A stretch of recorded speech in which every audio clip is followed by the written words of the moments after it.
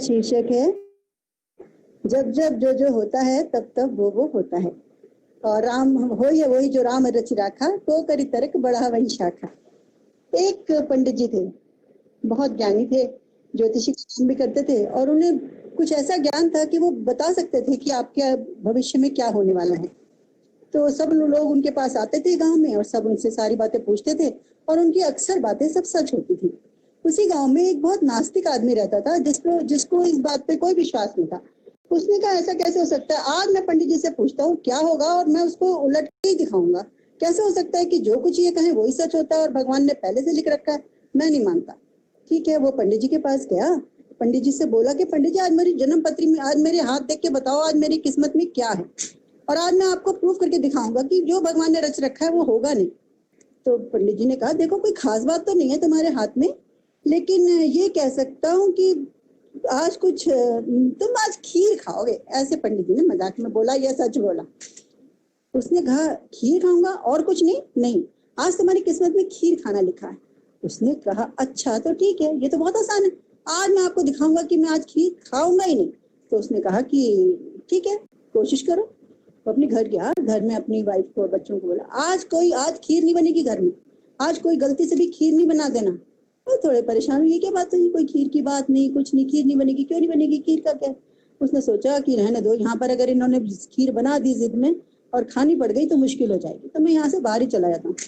वो चला गया गांव से बाहर, एक गांव के पास एक जंगल था, वो जंगल में चला गया और वहां बैठ गया कि यहाँ तो कोई सवाल ही नहीं है कि कोई मुझे कोई खीर खिला देगा। तो वो बैठा था, उसने दो आदमियों को आते हुए देखा। तो उसने सोचा पता नहीं कौन है, पता नहीं, तो डर के मारे वो जिस पेड़ के नीचे बैठा था उसी पेड़ के ऊपर चढ़ के बैठ गया। वो दो लोग आए, वो चोर थे, कहीं से चोरी करके आए थे और एक काफी सामान लेके बड़े खुश थे। उन्होंने कहा आज तो बहुत लंबा हाथ मारा, आज से बहुत मजा आ गया, तो ऐसा करो यार खीर खाते हैं। तो उसने कहा खीर यहाँ जंगल में कहाँ बनेगी, ले आना तू कहीं से चावल और दूध ले आ, मैं यहाँ से कुछ आग का इंतजाम करता हूँ, खीर बनाते हैं यार, थक गए। तो चलो ठीक है। अब उन्होंने कुछ कुछ इंतजाम किया, बैठे पेड़ के नीचे ही एक चूल्हा सा जलाया और उसके ऊपर बर्तन रख के चावल और दूध डाल के खीर बनाने बैठे। बनते बनते थोड़ा टाइम लग गया, वो आदमी ऊपर पेड़ पे ही बैठा रह गया, चुपचाप देख रहा था ये फिर यहाँ पर भी खीर बन रही है। खैर कोई नहीं, मैं तो ऊपर बैठा हूँ, किसी को क्या पता है। फिर वो लोग जब खीर बन के चुकी तभी तभी दो पुलिस वाले बंदे आ गए। पुलिस के बंदे को देख के वो दोनों चोर तो भाग गए। अब पुलिस आई, उसने देखा ये क्या है, खीर जैसी लग रही है, अरे खीर कैसे हो सकती है, इस जंगल में कोई खीर बनेगी, खीर नहीं हो सकती, कुछ और ही चक्कर है, क्या हो सकता है, कहाँ गए वो, किसने बनाया, कौन है, कहाँ है। इधर उधर देखा, कोई नहीं दिखा। एक ने ऊपर नजर दौड़ाई तो देखा वो पेड़ पे कोई बैठा था। अरे देखो देखो वो ऊपर बैठा पेड़ पे, उसको उतारो। भाई कौन है ये, इधर तुम नीचे आओ। कहते सर मैंने कुछ नहीं किया, भाई सर मैंने कुछ नहीं किया, मैं तो ऐसे ही बहुत देर से बैठा हूँ, मेरे को नहीं पता, मेरे को तुम नीचे तो उतरो। पुलिस ने उसको जबरदस्ती नीचे उतारा। नीचे उतार के उसको बोला कि ये क्या है, तो उसने कहा जी मुझे नहीं पता, मुझे नहीं पता, मैं तो पेड़ पे बहुत देर से बैठा हूँ, मुझे कुछ नहीं पता ये क्या है। कहता है कुछ तो गड़बड़ है, इस जंगल में खीर तो नहीं हो सकती, खीर जैसी कोई चीज होगी। ऐसा करते हैं पहले इसको खिला के देखते हैं, अगर ये खा ले और इसे कुछ ना हो तो हम खाएंगे।